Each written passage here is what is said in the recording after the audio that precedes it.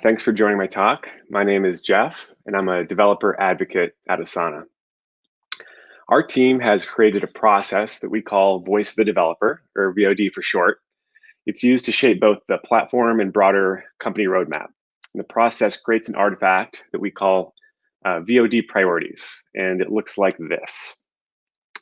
So it consists of a ranked list of developer needs that are organized by developer personas, which are supported by numerous user stories that we've collected over a variety of channels. So when the DevRel or API fixes one of these developer needs, we can measure its success when it moves down or is completely removed from the list. The ranked list feeds into a virtuous flywheel of platform improvement, where we gather developer feedback, which feeds into that VOD ranked list. This is then used to kind of shape our roadmap. We solicit more dev feedback on the proposed features, and then we make the necessary revisions before implementing the final design. So this process kind of continuously gives us confidence that we're building a platform that our developers want. Done, no. But it wasn't always this way. When I joined Asana, we had no idea who our developers were, much less who they wanted. So over the next 20 minutes, I'm going to tell you about our journey to get where we are today. From knowing almost nothing about our developers to being reasonably certain that we're building the platform that they want. I'll highlight the mistakes that we made along the way so that you guys can avoid them. For brevity, I'm going to consolidate my story to 7 mistakes. And because I'm an aspiring optimist, I'm going to call them learnings. The story begins about 4 years ago when my colleague and I, Matt, joined Asana Engineering and started the DevRel program. To provide a bit of context, Asana is a work management platform, and unlike a Twilio or a Stripe where the API is the product, our API is a feature of Asana. So third-party developers use the API to build apps, and our customers use it to make workflows and integrate with their internal systems. I mention this because it's important to tailor your DevRel initiatives to your company's business model and your team structure. Okay, back to 4 years ago.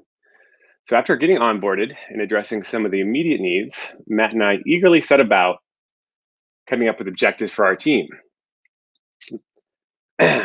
This is when we realized one of the biggest challenges in DevRel is determining which of the numerous activities is the most leveraged. Should we improve our docs, move to the open API spec, write some code examples, create SDKs, speak at conferences, foster a dev community, answer technical questions, integrate with partners? The possibilities seemed endless. And how do you choose where to spend your limited time? What's the 80-20 that would deliver the most value for our developers? So our initial thought was, we're developers, so we know what developers want. We'll just choose the things that seem useful to us. Wrong. After some honest self-reflection and taking the advice of an insightful PM, we realized that we had no idea who 99% of our developers were, much less what they wanted. And eager here standing in for that helpful PM. This brings us to the first lesson, assuming you know what developers want. To be fair, we knew some of our developers. We did have a third-party app directory, and we had relationships with a few of those third-party developers, but that was the extent of it. We knew even less about our customers that were using the API. We could see in the logs that many were using it, but we didn't know why, and we didn't know anything about their experience. It was really a black box. We didn't realize it at the time, but I guess acknowledging that we didn't have the answers was an important first step in this kind of ongoing multi-year journey that we're still on to understand our developers and to build a platform they want. So having a small team, there were only 2 of us, we took a somewhat scrappy old school approach and decided to venture into the meat space to talk with our developers and meet them face to face. Because it's confusing to talk about developers that are also our customers, we came up with some labels to differentiate our personas. So we call developers that work at our customers second-party developers. They're generally building bots or scripts or workflows that only affect their domain. We're probably all familiar with third-party developers.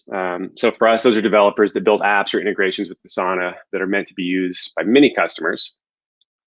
And then we use the label first party to talk about Asana software engineers that work on our internal apps team. So they use our API to build like what we call Asana built integrations.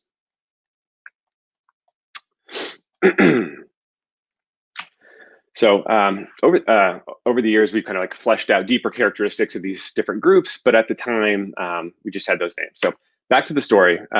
We started emailing our Bay Area customers, trying to meet with them.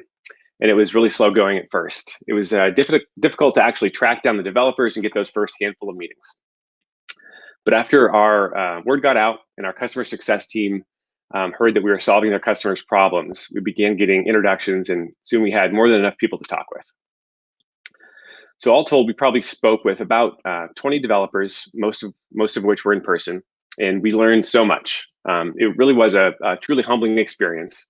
So it's just really hard to understand the pain of your users until you have one-on-one conversations and meet with them and listen in person. And ideally, you can actually build a personal relationship. So one of the surprising things we discovered was that many of our developers didn't actually use the Asana web product, which leads us to our second lesson. Don't assume your developers know your product. I know it's really hard to imagine, but not everybody loves your product as much as you do. Many of our developers were actually assigned to build on our API. So they weren't all jazzed about having to learn a new product and a new API on top of their regular work. So for example, like a marketer or a designer whose team loves Asana may have put the request into a developer on IT or biz tech who'd never actually heard of Asana. So this realization made us reevaluate our developer experience. We'd wrongly assumed that developers understood the basic building blocks of Asana. So one of the ways we addressed this was by writing an object hierarchy doc to explain the elements of Asana. And this has now become one of our most popular docs.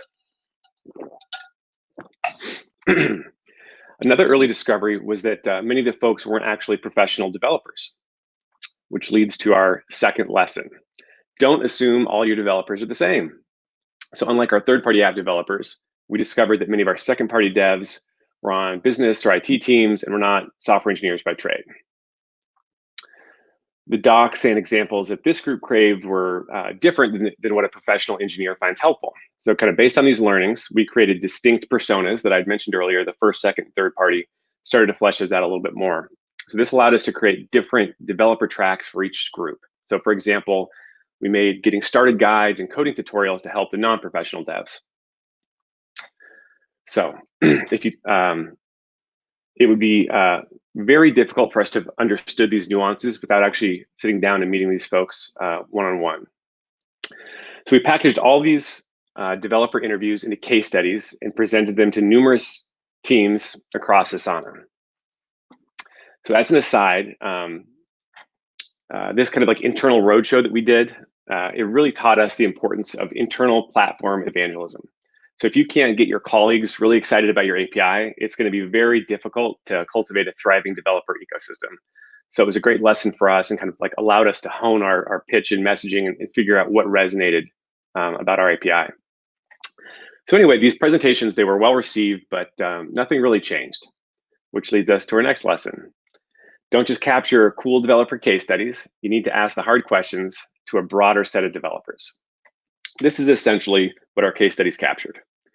The API team saw our findings as encouraging anecdotes, but the case studies didn't really communicate how the API needed to be improved. The customer success, sales, marketing teams we showed, they were excited to see how our customers were using the API, but they had their own goals, and the API and DX was not one of them. So it was clear that we needed to go deeper by asking better questions, like what's missing, what's confusing, how can we do better? Thankfully, Asana is a customer-centric company, and we had a UXR team that was willing to speak with me. So I sat down with one of our researchers and got a crash course in the basics. And here are some of the takeaways that I got from kind of that crash course. So you want to choose your research methods and goals before you start talking to users. So for instance, we decided to take a qualitative versus quant approach, and we looked into understanding user behavior versus user attitudes. Ask open-ended questions. So this might sound obvious, but it was helpful for us. So you want to give people the space to speak their mind.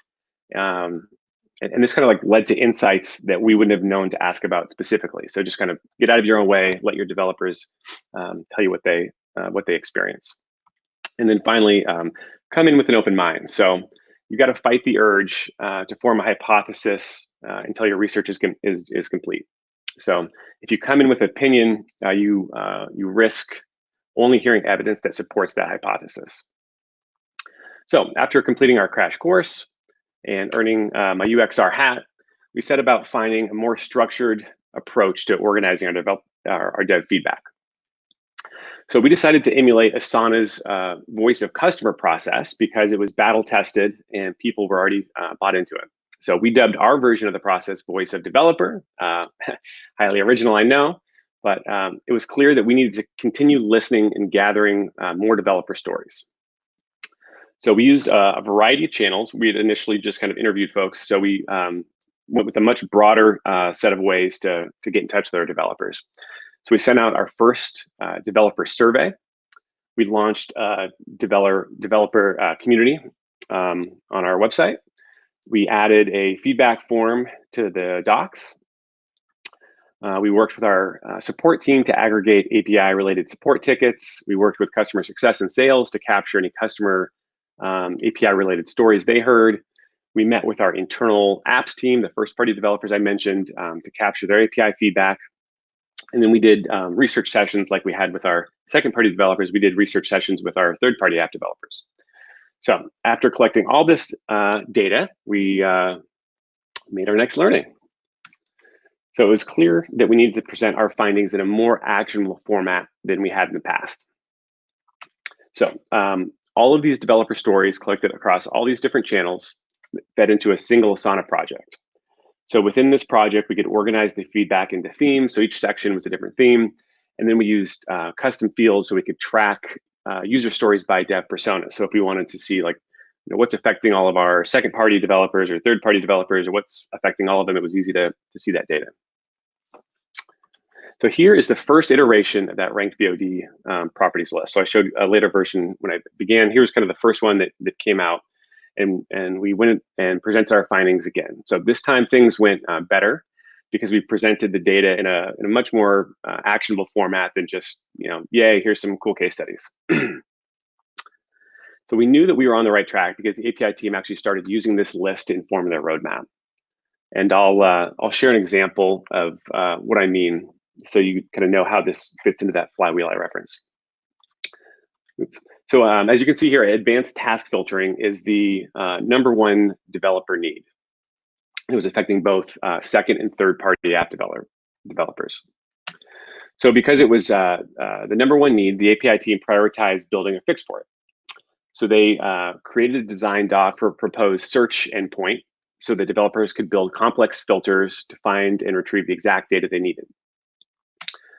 Because we now actually had relationships with these developers, we could share our design doc with them and get their thoughts before we built it. So we had a group of developers signed a NDA, and we felt comfortable, sharing our roadmap, sharing design docs.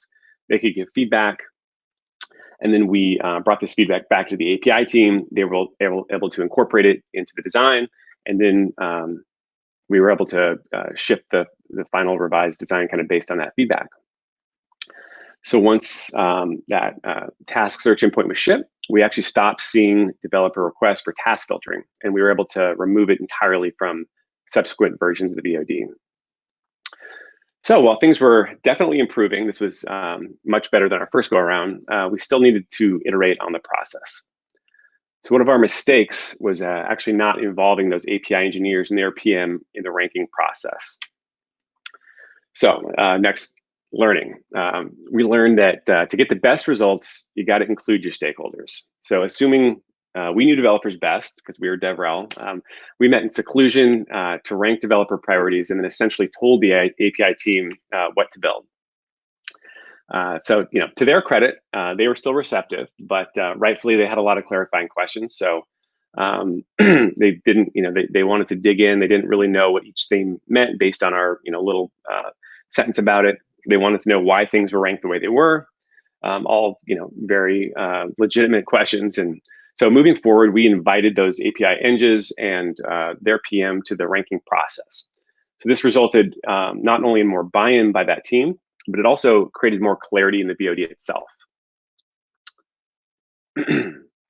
Another challenge was getting broader reach within the Asana organization.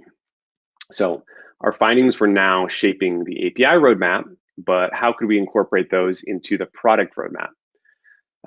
For example, if customers are willing to devote their precious internal engine resources to building a bot or a script to enhance some aspect of Asana, isn't that clear signal we should consider making that enhancement a native feature in Asana?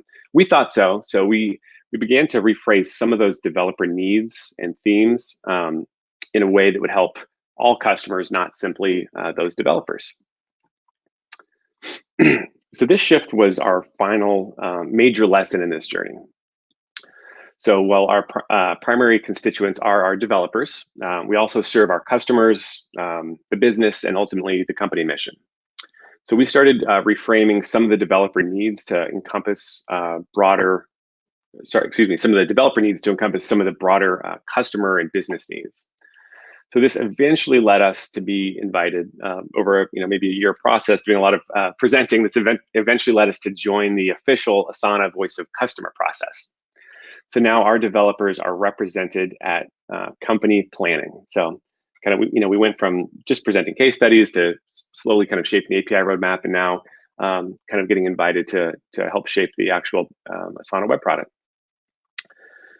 So before I end, I'll do a quick recap of the lessons that we learned. Anyway, if you take just one thing from this talk, I encourage everyone who hasn't to see the value in actually connecting with your developers one-on-one, so you can learn from their stories and feel their pain. In person is fine. We did that with some of our second-party developers in this COVID world. Obviously, that's harder, and also with developers spread around the world. So when we did our UXR sessions with our third-party developers, that was almost entirely through video. So it doesn't really matter if it's on the phone or through video or in person, as long as you're kind of connecting one-on-one and asking them open-ended questions. There's a ton of value there. So once you take that first step, remember that just because you're a developer doesn't mean you know what developers want. Your developers are not all the same, so consider organizing them into personas. Your developers, and probably no one loves your product as much as you do, so take that into account.